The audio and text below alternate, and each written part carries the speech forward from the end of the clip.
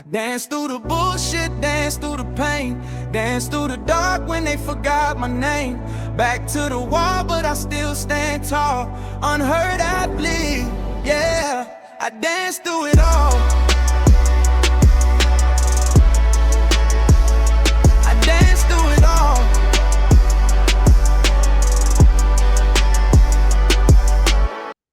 Hello, everybody. Welcome back to the Unheard Athlete Podcast. I'm your host, Ellison Jordan.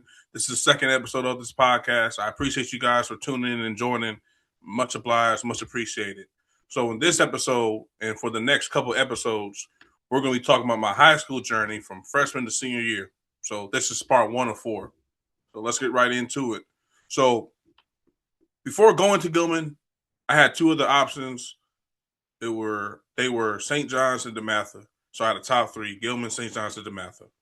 What stood out to me about Gilman was just academically, they were extremely strong. They're one of the best schools in the country. And we talk about kind of setting you up for the future. We talk about that 40-year plan. And during that time, they always talk about like how Gilman can set you up for a 40-year plan. And we kind of put that in the back of our minds when it came to choosing the school. Me and my family was like, maybe this could be something that we could focus on. Was a 40-year plan, and Gilman was definitely best for that. Was the best school for that academically, and athletically they were just as strong. They were one of the best teams in the country. Athletically, they were like top 15, top 20, top 25 in the country. They play a high rate schedule. They played multiple opponents. They were nationally ranked, so it was a great opportunity for me to go to Gilman. Not saying St. John's or DeMatha weren't great schools. They're obviously great schools academically and athletically, but Gilman was just the best choice for me. Before going to Gilman, I never heard of Gilman. Like I said before, when I was choosing, like they were the best school for me. But before then, I never heard of Gilman. And if I had to choose again, though, I would definitely choose Gilman because just how they were, academically how they were academically sound and athletically sound at the time. If I had to choose another high school, I would go to Gilman again for sure. But to start out my freshman year, I had to do summer school and I had to do workouts. So my whole summer was just filled with nothing but workouts and summer school. So that was required for all freshmen to do was summer school. And then because I had to get acclimated to the school. And then also getting acclimated to the school, I had to get acclimated to the football program. So when workouts came around, I had to get acclimated to the football program as well. So that's when the workouts came around, and the workouts were a bear. They were definitely, strenuous. They were hard. They were challenging, but it got the best of me sometimes. But I was able to keep up for most of the time because I prepared myself. I wasn't like that 4th grade kid that started at KLM who needed help getting around the field, who couldn't do a push-up or a sit-up. I was prepared for the grind, for sure. I was prepared for the grind. I pushed myself. I was able to do well. And I got through that first training session for Gilman. And it was hard. It was definitely strenuous. I remember running the track every day, and that track was so big. It's still there. But that track at Gilman is so big. We had to run that multiple times, big and little guys. So I was a defensive lineman. I was playing nose guard at the time. So that was a bear. But I was like 245, 5'10 and a half, 245 pounds. So I was on the lighter side, but I was able to get through it for sure. So leading into training camp for my workouts, I was just pushing myself, trying to make sure I was keeping up with everybody, making sure I would do well. And going into the season, I wasn't really expecting to be anywhere but just to be on the field somewhere, regardless if it was going to be freshman, JV, or varsity. I just wanted to play. That's what I was recruited there for, was to play football, and that's what I was looking forward to do. So at the end, when we get into training camp, it was another strenuous time because the training camp was a wake-up call for me, and it was like an eye-opener for me because it wasn't youth football anymore. It was high school football. Every level you go to is going to be a big jump. It's going to be either from high school it's going to be like a big jump from youth football to high school to college to the pros. It's going to be a big jump. It's going to be different, but different's good. Change is good. So that's what I appreciated about my journey, was about the change. It was different, but it was good. So during training camp, it was hard, going against guys who were older than me and who were more experienced than me in the high school level. It was very challenging at first, but I was able to push through it. I was very determined to get through it, and I was doing pretty well in my first training camp. I was doing pretty well. I turned some heads for sure. I turned enough heads to the point where the head coach at the time brought me and my parents to the side, and they asked me straight up, like, "Would you be okay?" My coach asked my parents. They asked my parents, like, "Would I be? Would they be okay with having your son start as a freshman on varsity?" And for me personally, I was geeked. I was happy. I was excited. I was like, "Yeah, I'm ready to go. I'll be ready to go because this is a challenge for me. This is what I wanted to do. I wanted to play. Now, I was expecting to play varsity, and I wasn't expecting to start at all. But I pushed myself through the workouts and through training camp to get to that point, and we all came to the agreement that it was okay for me to play as a freshman, to start as a freshman on varsity on a nationally powerhouse team. I was ready for the grind. So leading up to the season, we have this team called Archbishop Moeller from Cincinnati, Ohio. Ohio is a very well-known school for football. Overall, they're very well known. And Archbishop Moeller was a team that was very well known as well. They were one of the best teams in the country. They had D1 football players and stuff like that. I think they had, at the time, we played Sam Hubbard. Sam Hubbard was there. And he was someone that was a pretty good player. Not pretty good player. He was a great player that we played against. But that was my first game as a high school player. And I remember that game being on ESPN. And I'm like thinking to myself, like, wow, I'm about to play on ESPN. And I remember not like boo-hooing crying, but I remember sitting in some chairs a little bit because it's crazy how far I came and got to the point where I was able to play on a national stage in front of, however many people were watching at the time. But I was playing on ESPN. And that was a big, blessing to me, you know. And then given the fact we're playing against a great team versus Archbishop Moeller, that was another great opportunity for us to play. So that was nothing but blessings on top of blessings at the time.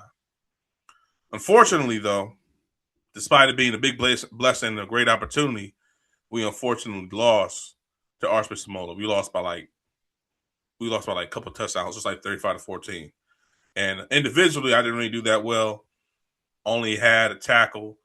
But I remember after the game, seeing like people like saying like, "Oh, it's Ellison. He's on TV," and seeing like family members seeing like me on the TV screen and stuff like that, starting and playing, you know. But I just wish I would have done better to help the team win, and I wish we would have won that game for sure because I feel like we were definitely talented enough. But that day, Archbishop Muller was just better, and it was what it is, and it is what it is with that. Second game, we played Good Counsel. Good Counsel was a team who was also nationally ranked, who was the best team in the Maryland, who was the best team in Maryland at the time, and that was the team that we had to play against. We had to play against the next game at their place. So that was like back-to-back road games for us, which was strenuous as tough as well. But like I said, we were a determined team. We were, I was determined to play against whoever. I was very competitive, so I wanted the bump. It was a very good bump versus Good Counsel. So when we played Good Counsel, we fought tooth and nail against them. It was a very competitive game, very competitive. Friday night lights, or it started around like 5-6 o'clock, so it was still a little light outside. But you get my point. It was Friday night lights, on a Friday night, and like it was just a great atmosphere. Good Counsel's great atmosphere and all that. So playing against Good Counsel was great. So for me, individually, that's when I elevated from the last game. I didn't do well the last game, but then when I played against the council, I did so much better. I had a couple tackles, probably like 4 tackles, 2 tackles for loss, and that's when I got my first career high school sack versus the council. And I remember like it was yesterday, man. Like when I remember getting the sack and my helmet coming off, I did the Cam Newton pose or whatever he does when Cam Newton back in the day when he played for the Panthers would do the little Superman rip apart your shirt, like that. And I did that. And I remember going to the sideline because once your helmet comes off in high school or wherever, whether it's college, high school, whatever, you had to get off the field. So my helmet came off. I got chewed out by the head coach and the D-line coach at the time, saying like, "Who do you think you are? You can't be doing that. You can't be doing this. You're just a freshman. You don't have no standing here and all that." It was kind of like, I kind of expected that. 'Cause I was a new guy, but I was just excited to get the sack. So people had to give me some leeway, but I understand it is what it is with that. But I had a pretty good game individually, and then as a team, we had a pretty good game. We were fighting tooth and nail with these guys, and we got up to them, and we fought to the very end. But unfortunately, a couple seconds left, they kicked the field goal and they beat us by like 1 point. I think it was 20-19 their way. So we unfortunately lost. But when that happened, that sparked something in us. We got tired of losing. It was only 2 games into the season. We still had a lot, of ball left to play in the season, but we were so tired of losing. But it got to the point where we had to make a change. We had to make a change. And for us, that change came after good counsel. It was like, we locked in practice. Back during that time, I would get some bump with the ones because I was starting as a freshman, but I would also be on scout team defense, giving the first team offense a look. So I was going back and forth. So I was extremely tired in practice because I was getting bumped as a starter and I was getting bumped as a scout team guy. So I was extremely tired. But I was able to push through it for sure. So third game comes around. We played against a team called Don Bosco. Don Bosco was another powerhouse team. We played them at the Navy football stadium in Annapolis, Maryland. And, we played them. And this team was just coming off of 4 years of being just unbeaten. They haven't lost a game in 4 years. So we had to play against them. In that game, I remember it was raining a little bit. It wasn't raining. No, it wasn't raining. But it was just, a pretty competitive, tough-nosed game. I mean, those guys were strong. They were very well coached, solid foundation, good fundamentals, etc. So Don Bosco was a very great team. And we fought tooth and nail with them as well. And, it got to the point where I didn't do that much that game. I tipped the ball on field goal block. I might have gotten on a sack, I believe. I can't remember. I had to go look at the film.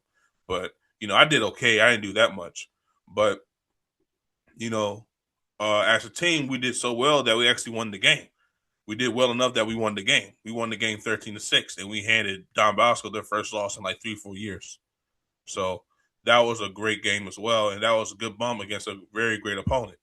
So for me, that's when I started getting my confidence in myself. It's like, okay, I'm playing. I got my confidence versus good counsel, but then playing against Don Bosco, I got my confidence there because I actually won. I was a part of a team that won and beat a team like Don Bosco, and that's when I started getting my confidence, and I was able to carry it throughout the season, not just not just individually, but as a team as well. We started gaining our confidence, and we ran the table that year. We didn't lose another game. We played against another team called this Christian school out of Charlotte. We beat them senseless. Then we played Loyola. We beat them senseless. We played Mount St. Joe. We beat them senseless. We played Spalding. We beat them senseless. Then we played our 2 other opponents who were the better teams besides us in the MIAA, were Calvert Hall and McDonough. Calvert Hall was a big game for me because we won that game, and we were actually supposed to play on Friday night, but then it was thundering and lightning, so they had to reschedule it to Monday. So we played them on Monday, and we beat them 35-14, I believe. No, 24-14, I think. I had to go back and check the score. But individually, that was a big game for me. That was my coming out party because I had 3 sacks that game, or 2.5, 3 sacks that game. And that was a coming out party for me because it showed that, I was putting in the work. I was doing all the things to the best of my ability, and I was showing, and it was showing on the game. It was showing in the game. So I was doing pretty well, and I did well, and I did well to help the team win. And that was a great game by me and by the team. So nothing but blessings on that. Played against McDonough. Gilman and McDonough been going at each other for like centuries. Now it's like over a century. But before it was like 96 years. So when we played McDonough, it was the 96th game. Let me see, 96? Yeah, it was the 97th game, excuse me. It was a 97th Gilman versus McDonough game. So when we played them, we beat them census as well. It was at our home turf. I don't remember doing that much that game. I don't think I did that much that game. But we won the game. We beat McDonough. That was a big rivalry. Calvert Hall's a big rivalry as well, but McDonough's just a more of a historic rivalry, for real. So it was a great time playing against those guys for sure during those years.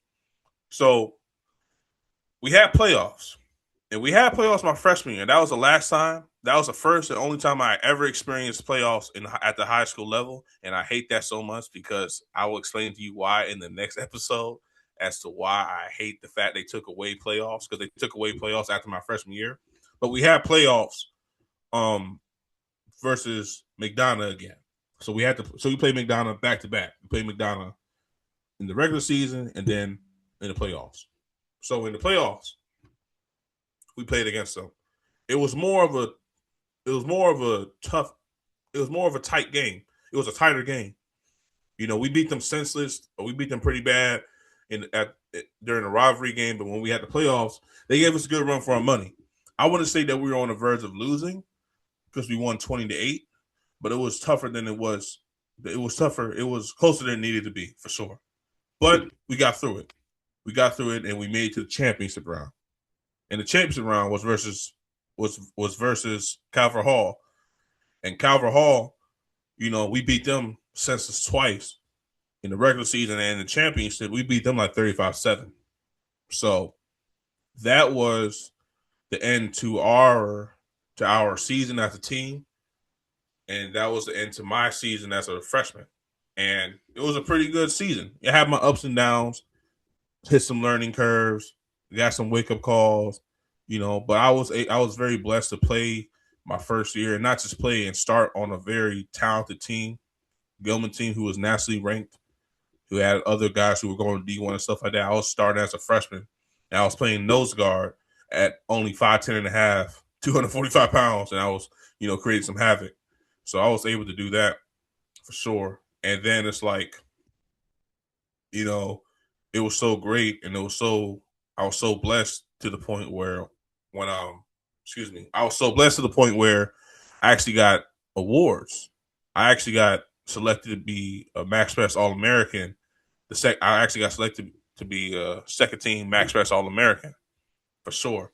And that was a great time for me because it showed that I was among the best in my class. It showed that I worked hard, I was dedicated to the grind, and it showed on the field. And people started to notice. The only thing that not really deteriorated me, but I had some doubts or concerns, was if I was going to be able to play like this in college. And at the time, I know it's probably early to be thinking about college and stuff like that. I'm just a freshman, but I would see other guys who were freshmen get offers, guys coming out of 8th grade get offers. But I was kind of looking at myself like, I feel like I was pretty good as well, or just as good. Maybe not just as good. No, I feel like I was just as good, or I feel like I was pretty good enough to get an offer, but I feel like the only thing that was keeping me down was my size. So I had my concerns. I had my doubts a little bit. I was thinking I was never going to get an offer.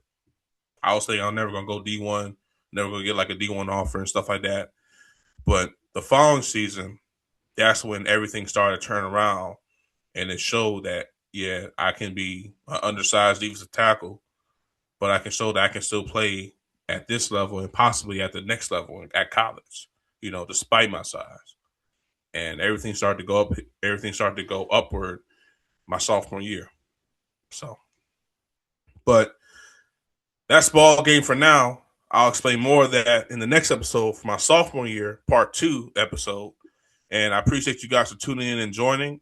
Just to let y'all know, FYI, you can listen to this podcast on YouTube, but you can also listen to this podcast on Spotify, Apple Podcasts, and iHeartRadio. Again, Spotify, Apple Podcasts, and iHeartRadio as well. So make sure you guys tune in. If you guys don't want to just listen on YouTube, you want to listen on other streaming services as well. I appreciate you guys for tuning in. I appreciate you guys for listening. I appreciate you guys for taking this journey with me on my road to unheard athlete stories. So appreciate it. Thank you so much. God bless. I danced through it all. Unheard story, real scars. This is the podcast where we dance through it all.